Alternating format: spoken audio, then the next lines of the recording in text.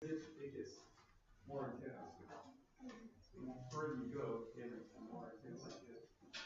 We're talking about rituals and anthropology. There's this ritual they do called the run. It's like really veterans get on their bikes, they travel around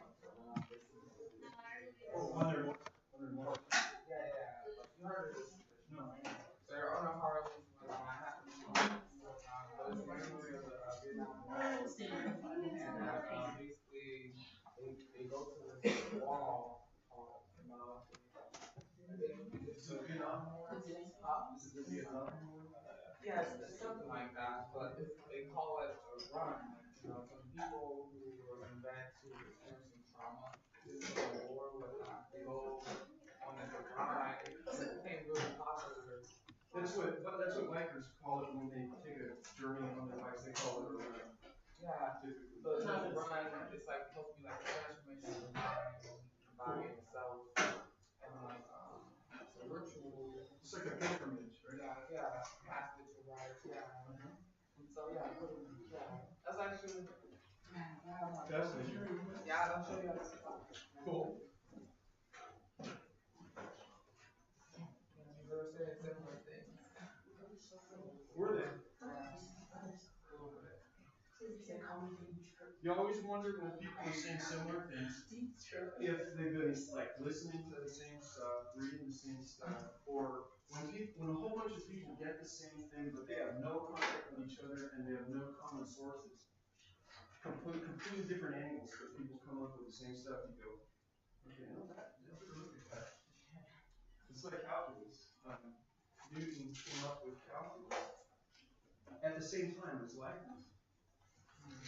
They had no contact with each other, and they came at it from different angles for different reasons.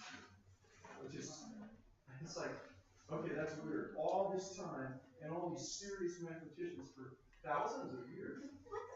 How important calculus is, and then at the same time, two people come up with it that weren't into the same stuff. Isn't that cool?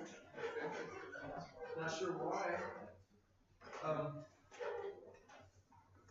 I'm not a person who believes in a closed system, and so I look at it and think it's not all separated. I mean that humanity does get things from outside of humanity.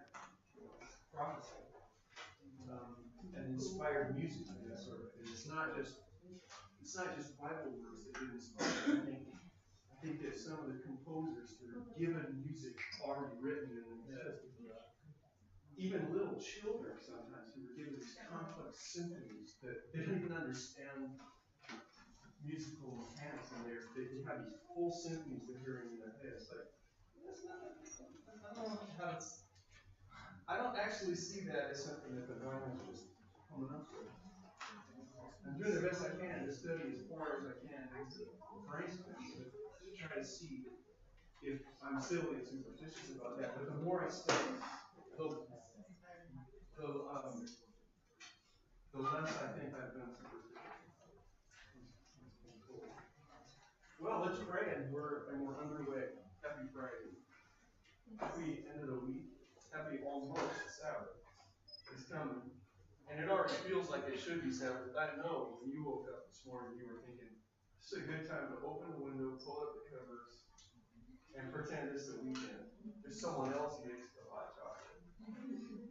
Right? And a warm breakfast that I don't have to go down to the dining room or even down the hall.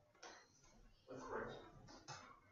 Father in heaven, so very grateful for this moisture and for the feeling that we can get when it's gray and we can feel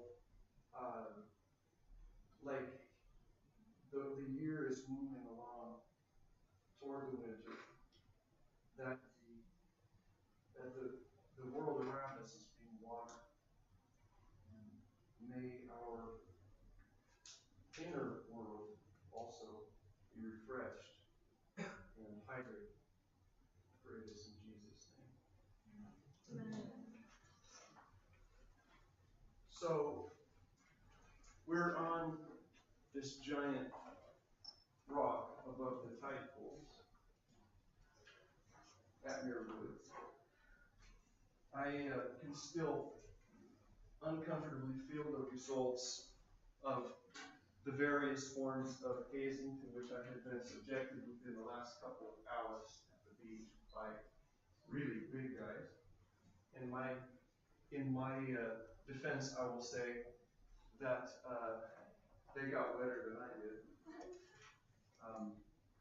But when there's half a dozen or 7 people that are all bigger than you are, no matter what kind of a struggle you put up, and no matter how wet and bruised they get, you're still going to go in the water and you're still going to hike up the elastic on the back of your underpants.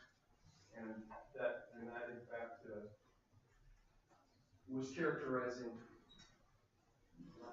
my mood. But undaunted, I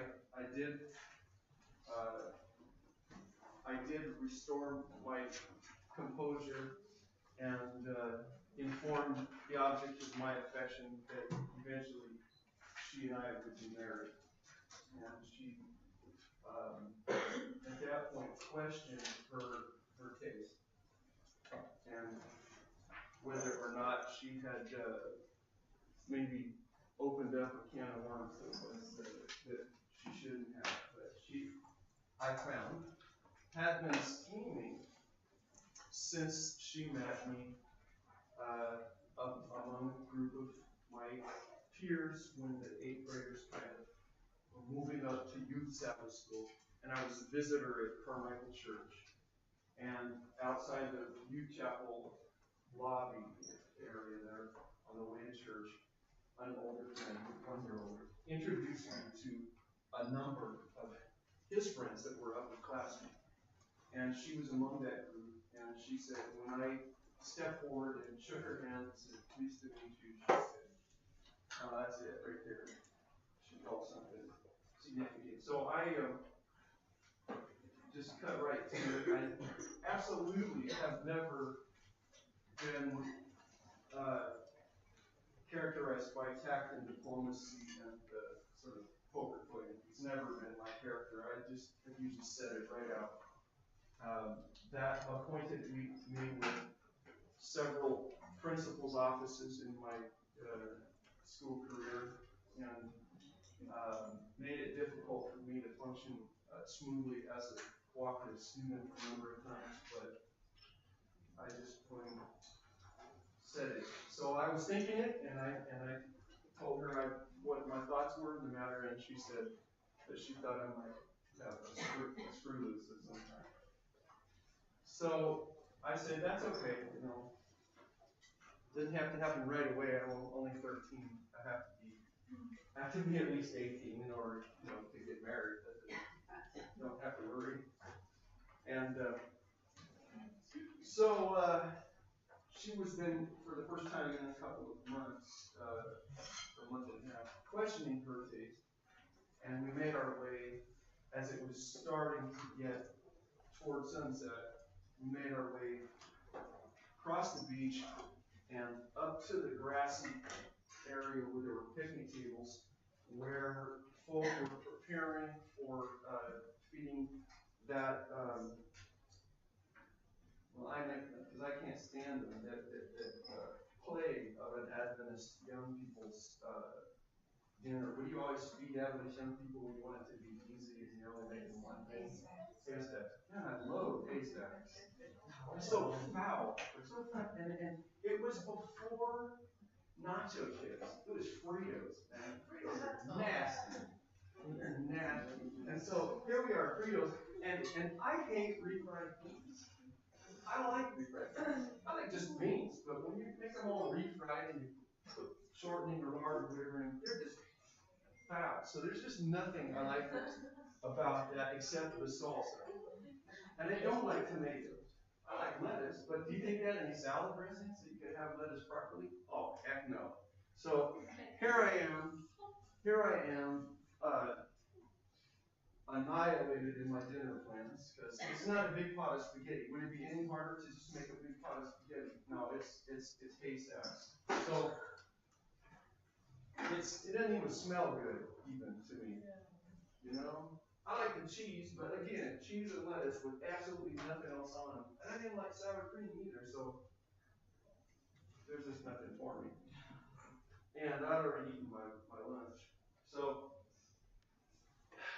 I'm sitting at picnic tables and I'm watching all the cool guys up there with their guitars, you know, the ones who are confident up in front of people and real good on the guitar and they're cool and people are looking and admiring them. Even like the girls in my own class are looking at these big guys like, you know, with 2 days of adolescent beard and everything and tuning up their ovations and their Martins and their Epiphones and getting ready to do worship, you know, that we were going to have sort of along with our haystacks.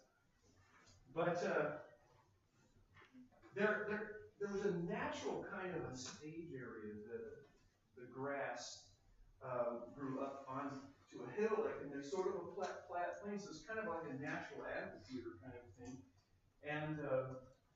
And everyone is seated. The whole school, and it's a bigger school then than it is now. I imagine it's just like most academies. The Sacrament Academy now probably has about 150 in the high school. Who's from Sacrament Academy? It's about 150, 120, something like that in 1912. There was 100 more than that there. That's a pretty good sized Adventist school at the time. And you know, when you look at the whole thing and you're a freshman trying to find a way to fit in and either be cool or be left alone or whatever it is you're looking for, I was just looking for a niche where they weren't gonna haze me anymore that day.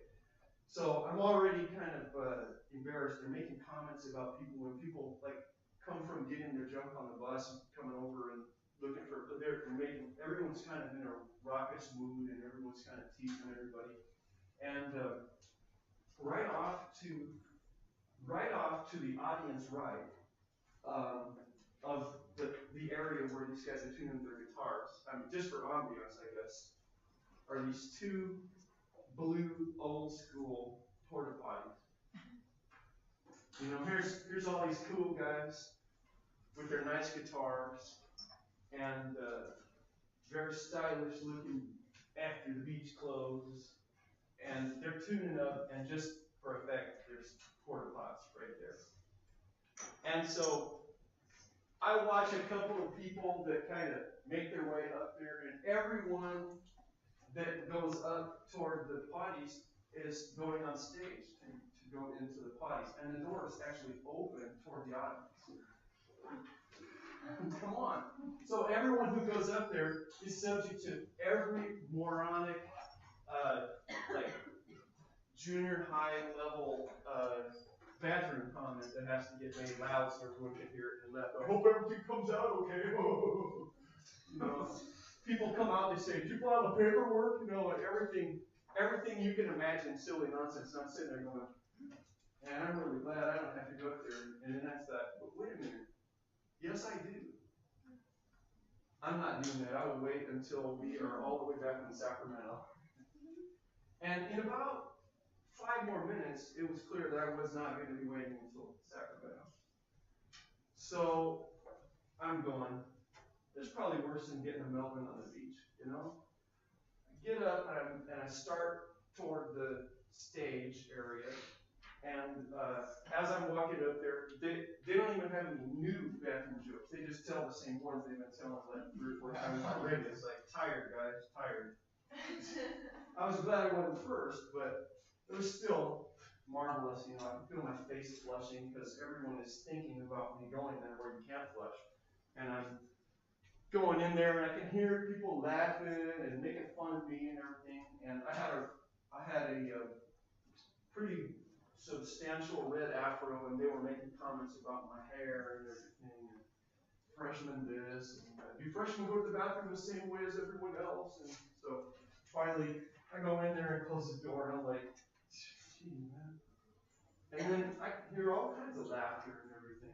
People are laughing, like, I'm missing something. My gosh, I'm missing something. And there's probably like, and then they're laughing, like, really laughing. And heard that, they had one of those, those little hook and eye kind of locks, which I had locked when I went in. Because the last thing you need is the bathroom door to come open. In that situation, that would be, well, there's no living that down. So I put that, and then I heard the other one. I heard someone go into the other one, I think because I heard another click, and then I thought, when I hear this squeaky thing when the door opened, when I heard the, and I thought, well, that sounds like my door. There's not a lock on the outside, is there? There's not actually, when you lock it in there, you're trying to keep the flies from escaping. You don't just have a lock on the outside of the porta-john. It's ridiculous. So, completed my project, filed the right forms, and then said, God, don't let them have made this with the lock on the outside and let that noise be that somebody locked me in this bathroom in front of the whole school. Because I'm going to be like the laughing stock, full on. That one hadn't been tried, and no one had laughed yet at that. So I said, okay, I'm going to, in case something unbelievable like that has happened, I'm going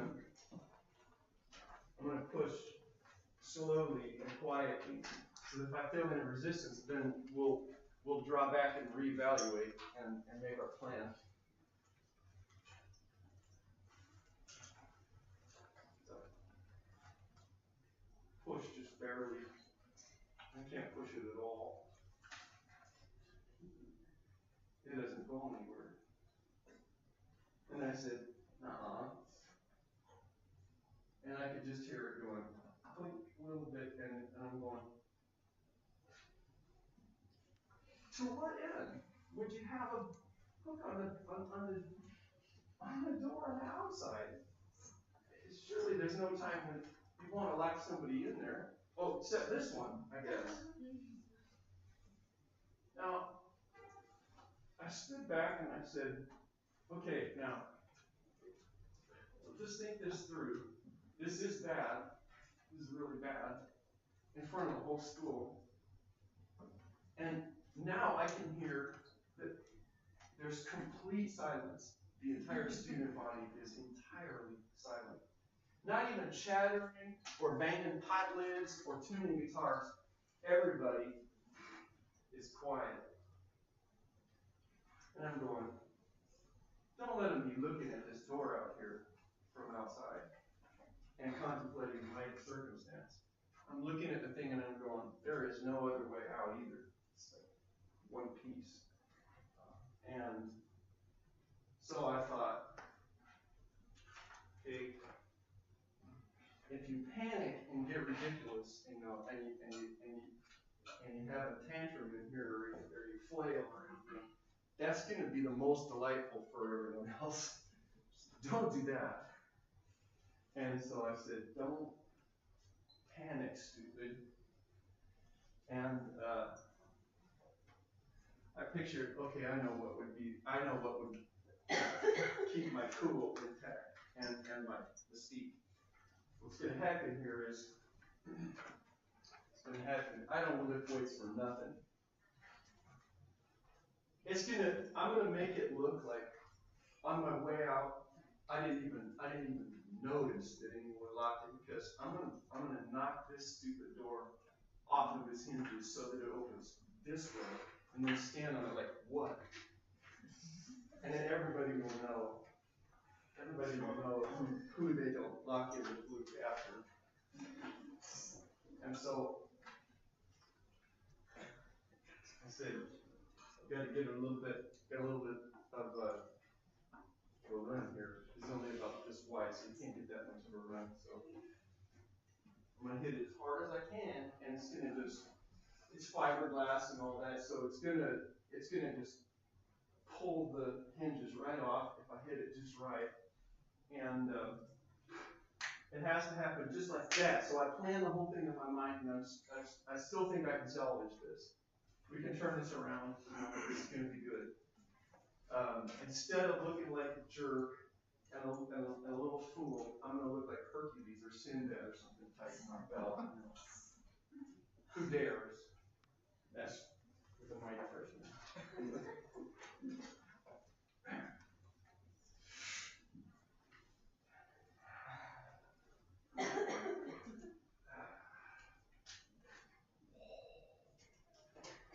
I was ready.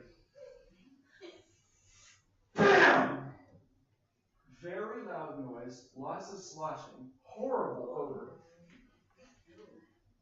and waves of deafening laughter. And I said, okay, that didn't, now it's really bad.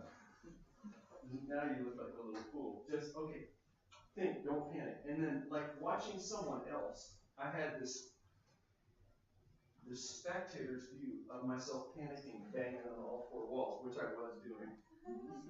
Bang, bang, bang. And every time I bang, I could hear people just laughing so hard, like huge, 200 people laughter, you know? And I'm going, I can't even imagine if I had stayed up all night last night trying to figure out a way that this day could go like this. This is what a great start. I might have changed schools. What is this? And I sat there and I said, the only thing you can do to make this worse is something, or they can do to make it worse, is if the thing doesn't stay vertical. We are gonna maintain vertical because horizontal would be. I mean, you wouldn't even care what people thought. It would just the circumstance itself would be bad enough. So we're not gonna do anything stupid, and I hope there's a limit to their nonsense.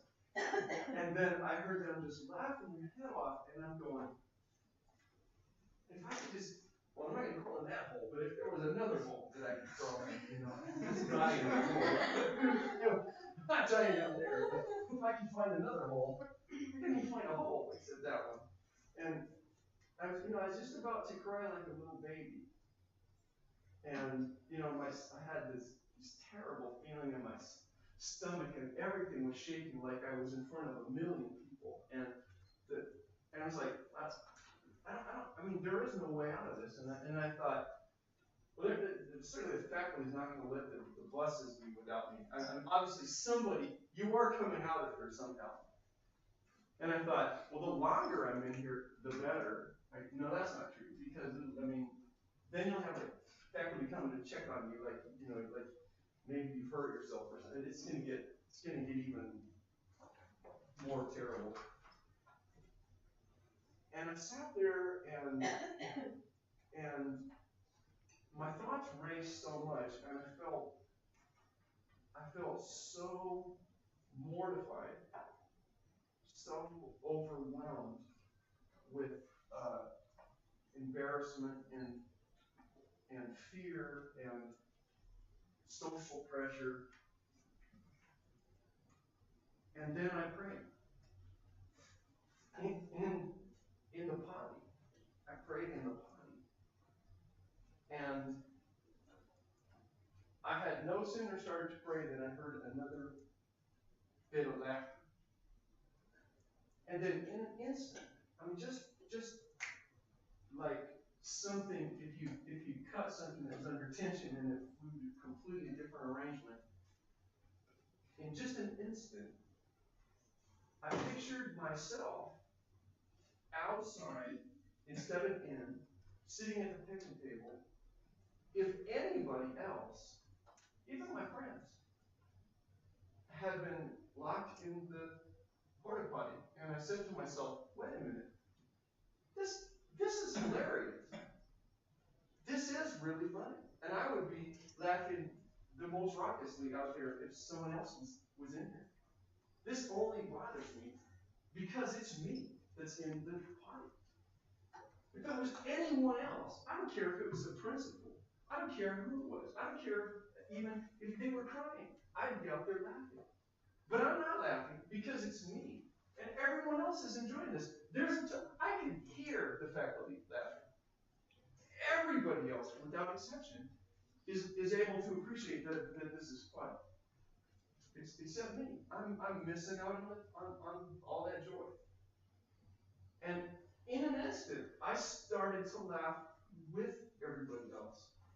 And I said, no, this is funny on the face of it.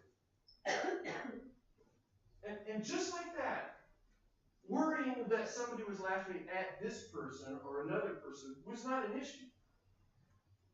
And in an instant, I recognized there's actually nobody out there that really wants to damage or injure me. They're just screwing around. And I'm just boo-hooing in here because it's just me instead of someone else. That's all. And then I recognized those cool guys that are out there tuning their guitar, those guys, every time they get in front, they're always joking around about how, when they make a mistake or they're out of tune or something. And every time it's like, if I was up there, and I played the guitar too, if I was up there and I made a screw up, I mean, I'd be so embarrassed. To me, it was like every time you get up to this song service, it's like a recital. It has to be perfect. And if you make a mistake and somebody would notice it, or you'd even notice it, then you just want to die. And I said, no. In order to be somebody that can help other people be happy all the time, you got to be with them on it. You got to not care what they think about you. And I didn't. I mean, just like that. Whatever it was that was inside of me that cared at all if people were laughing at me, it died. It wasn't like it didn't take thinking about it even for 5 minutes or anything. It just happened like one moment I was horrified, and the next moment I said, wait a minute. The whole school is having a good time, and I'm able to be part of that. I said, this is good. I can ride this. This is excellent. I enjoy this as much as they do. It just, in an instant, I couldn't care. In fact, beyond that, in the next instant, I kind of laughed, and I said, you know what? I am glad that I'm in here instead of somebody who's so sensitive in their feelings that this would damage them for life. It is a good thing. And maybe the people who did the joke knew, this is a guy who's not going to go kill himself because he's embarrassed. This is a guy who has got somehow the ability to figure out how to survive this, even though I think there really are people, and I can even think of some of the folk that actually, if you did this to them, they might actually snap. It would just be over the top. And I found myself at that point starting to laugh with the next wave of laughter, and I heard sophomore, little unchanged voice Kevin Moses came and lifted the lock, laughing and running. I could hear his laughter running as fast as he could, so I didn't get a hold of him. And I opened the door and just kind of shook my head, and people were laughing, and I was laughing, and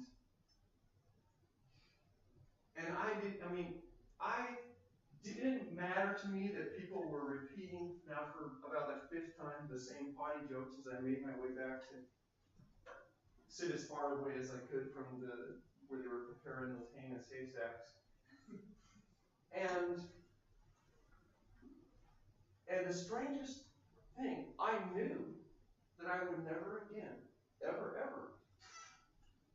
care if somebody was looking at me critically when I got up in front of people. If something embarrassed me, if people were getting some sort of joy laughing at that, I knew that I would think that was funny. As if it was another person, as if I was watching someone else instead of just being wrapped up in myself as being the only part of the universe, not just the center of the universe, but the only part of the universe that I reference. Something changed inside. The self that was the only basis for making me suffer in the body. Making me suffer when I worried what people were thinking about me all kinds of times. Not just up in front of people when it's a group, but just meeting people and then having them say a comment that was kind of a put down because I was somebody that was poor and had grown up in a broken home on the south side of town, and I was going to school with a lot of folk that had a lot, and that had intact families, fathers who were surgeons and airline pilots and governors, appointees to state cabinet positions and that sort of thing, literally, that drove to school in their brand new Porsches and in their fancy, professionally restored 67 Shelby Cobras, that sort of thing, you know. And I was driving my shop project 2 years later. I was riding the city bus, getting on the bus at 5:34 to get to school from the south side, and all of that was completely dead in an instant. If you can't be worried that other people or what other people are thinking about you when they think that you're the butt of the joke, or when they just don't care what they say and how it makes you feel, if there's no sensitive, oh, I'm taking care of this precious little me, then that kind of stuff doesn't do anything to you. And it never, ever did again. What happened with the girl? I married her 4 years and 9 months later, well, I was 18. We've been married since June 28, 1981. We sort of, I mean, she was really tentative that year and kind of like in and out, but people knew that we were together, sort of, but we weren't doing that much. But by the next summer, then it was on, and then I didn't go to my senior year. I came to PUC after my junior year. She'd been at PUC for 1 year then, and she went back to her family in Sacramento, and I came this direction and started college. But when she came up to see me for the weekend,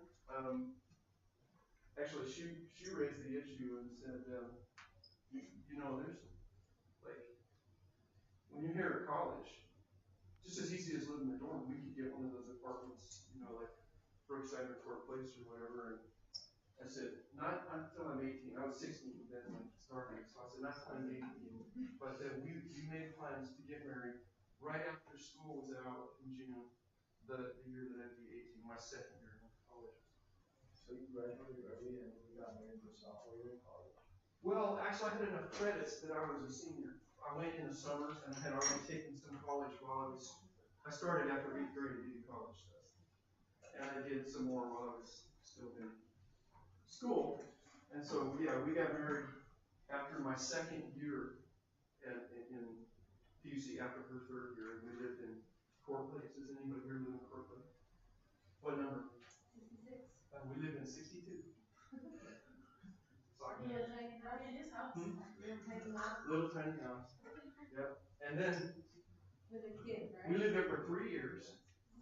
And then my last year, at Christmas time, our daughter was born. And so we ended up, for 6 months, 3 of us, plus a big German Shepherd, living in a big, raucous, loud, fast German Shepherd.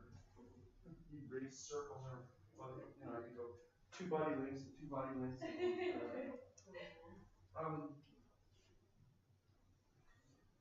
I don't really think that my experience in the porta potty was exactly what Jesus had in mind when he said, if you were going to follow me, you were going to deny self.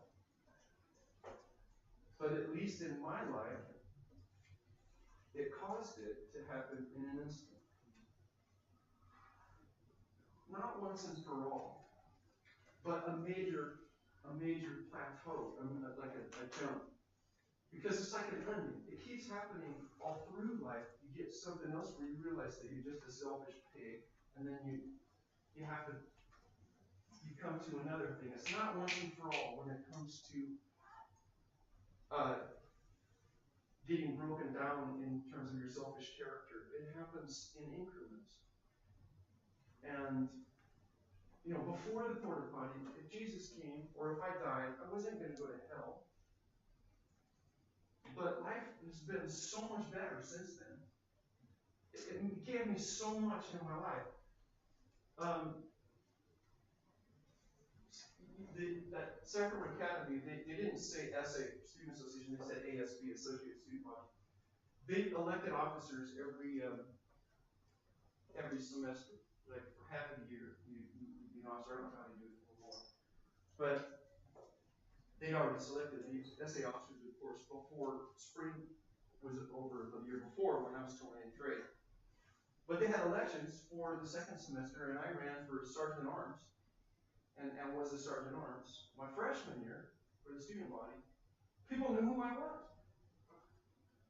And they even laughed about the guy in the potty, you know, was elected. The next year, for both semesters, I was the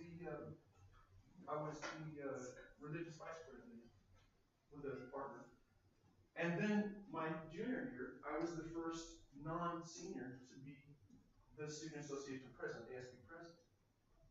And I ran for that while I was a sophomore. And then I ran again, and so both of my semester one junior, I was a student body president. And I was absolutely the most at home when I was giving the worship or leading a song service or something with that group. And I just felt like as comfortable with my school as I did if I'd been alone in my own room at home. From then on, I'll be right back. Well, I was gonna ask ask you something, but you kind of answered it on the moment. About what? The onion? Yeah, I was just gonna say that could I have been that God was trying to find the moment, was speaking to you like a lot, but then that just happened to be the moment that you were listening and that hit you? Yes, I think so. I think there were lots of earlier opportunities, but it required a baseball bat with this guy. So who opened the door and faced you? It was Kevin Owens. It was the one who I heard his funny little unchanged sophomore voice. How your face was? What did you do? Well, what did I do when I came out? I was laughing with everybody. I was laughing the same way as everyone else was, and it was funny. I was enjoying it, and at that point, as I was walking back and looking at people, I was seeing people that I realized if they'd been in there, it wouldn't be funny. And so as I returned, I said, I'm glad this happened, and I'm glad it was me, and not somebody that it would hurt instead of help. I mean, I thought it was great, and it's time. Go ahead while he passes out the quiz. What you think away? When you were saying your ages, I noticed that you can hear when you're really young, not really young. Do you ever feel like you grew up too fast? I don't know, because I don't know what to compare it to. My mother's second marriage kind of blew apart the summer I was gone. And my stepbrother and sister and my stepdad left, and my mom kind of started having mental illness issues from then on. And somebody had to step up. And so that's probably not fortunate, but it's always seemed to work for me. I've always been happy. Yeah. I don't know. Would you ever have changed the time that you had gotten married? Would you ever put it off for like 2 more years? To marry her? No, I would, if I could go back, I would have gotten married a year earlier. And begged my mom to sign a permission thing, which should have been done. If I could go back, I would have gotten married. So you would have had to get permission to marry her? If you're not 18 yet. I mean, I didn't want a permission slip from mommy at my wedding, but I was like, no, what? it would have emancipated me. You don't need to sign a permission. Yeah, until you're 18, you gotta sign in California. Oh, I was like, it's only my friends did it. Right, and that's all determined by the states. Would you truly die yourself, like in that one experience, or is there many more experiences? There's still more experiences that need to happen because there's still just so much selfish pig stuff left. If you could go back, would you have waited longer till you're older For what? to get married? Not a chance. He said he wanted to marry. I probably would have gotten married a year earlier if I could go back. Wow. During the whole water plant situation, what was your future like? She was happy. She didn't realize what was going on. She was cooking. Oh, okay. And she didn't, she was dialed out of the thing. And to this day, it makes her so angry. And I'm told by her, I have to say, that to this day, she wants to go back and do violence to those people. It makes her seething angry to this day. She just didn't realize it was happening to me at the time. What's the earliest age you could have got married? I think at that point, I don't know what it is now, but at that point, I believe you could get married with permission without a pregnancy if you were 14. Oh. Yeah, it would require a court order. You have to have a judge to approve it, but they could do it. People have.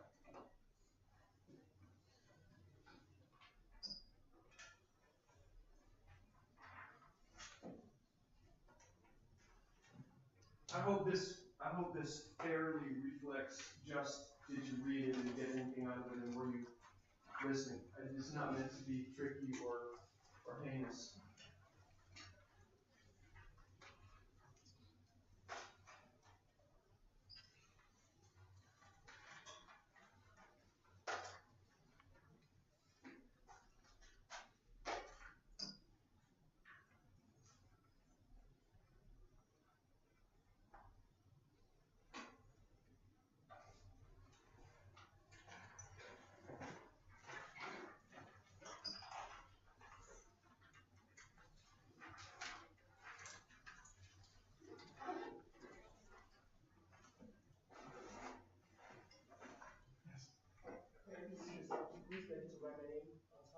Yeah, please write your name on each page in case it just becomes separated.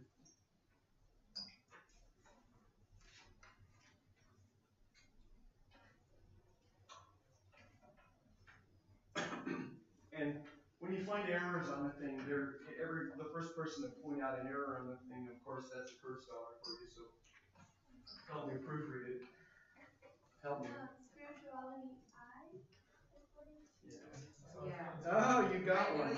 Also world religion. Oh yeah, I took the template from something else. That's two. You got it so fast. Need more?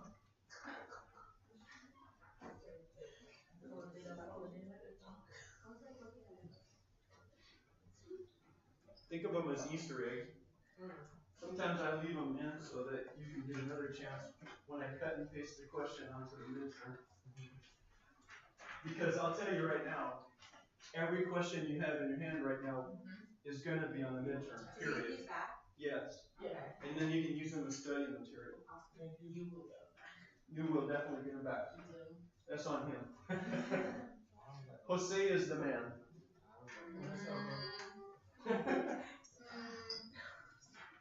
Not only that, you'll probably see some of these questions even on future quizzes. So you get, in some cases, another chance even for some quiz credit on the thing. And on the final, yeah. And on the Just final. like all the. These will all be on the final. If it's on the midterm, it will be on the final. Just like in philosophy.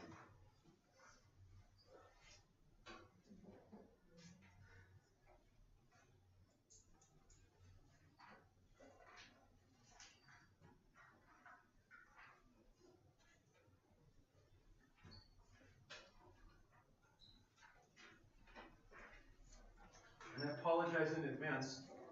When we come back on Monday, we'll be switching gears and we'll kind of be going into even a little more lecture and a little less story for a few days because there's some stuff I want to really blow through.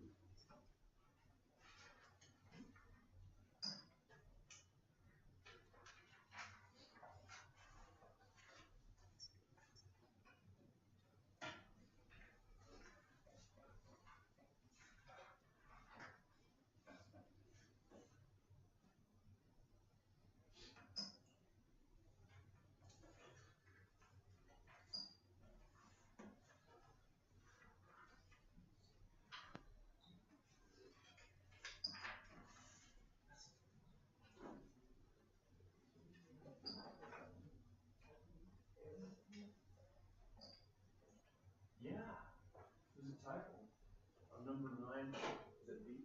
No, C. That's right, next to space. Another one?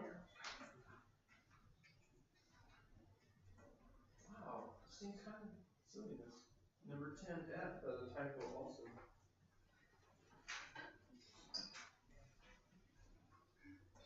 I was making these up in a hurry.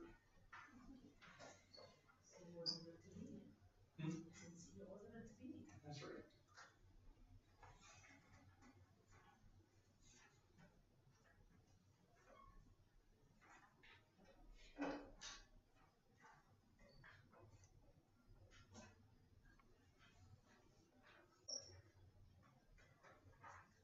Yes.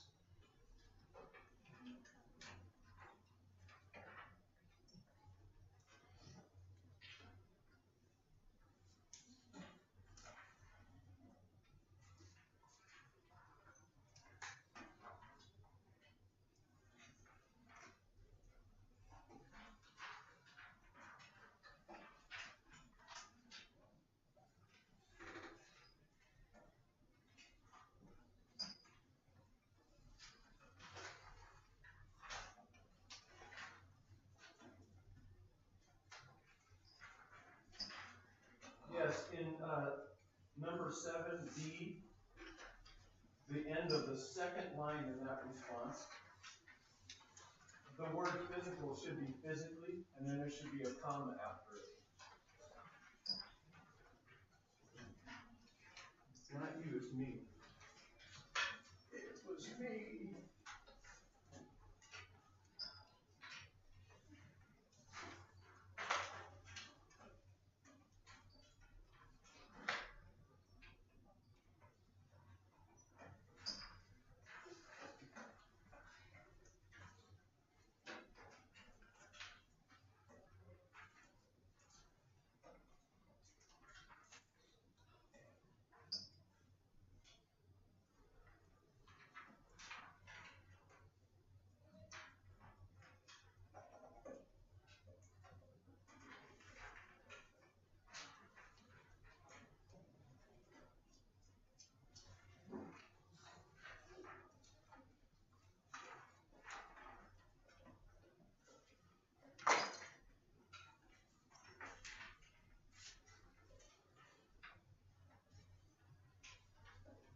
It's lucky that you've taken your world religious midterm exam. I didn't get that on the way.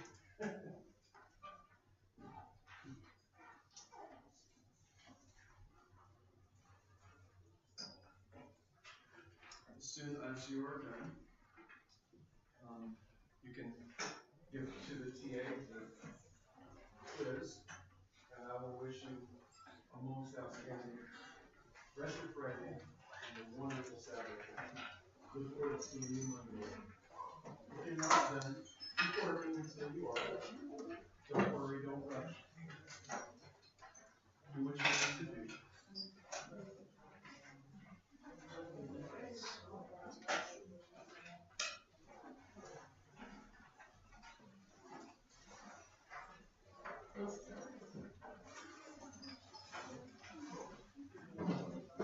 I know, I did. And the story's still going.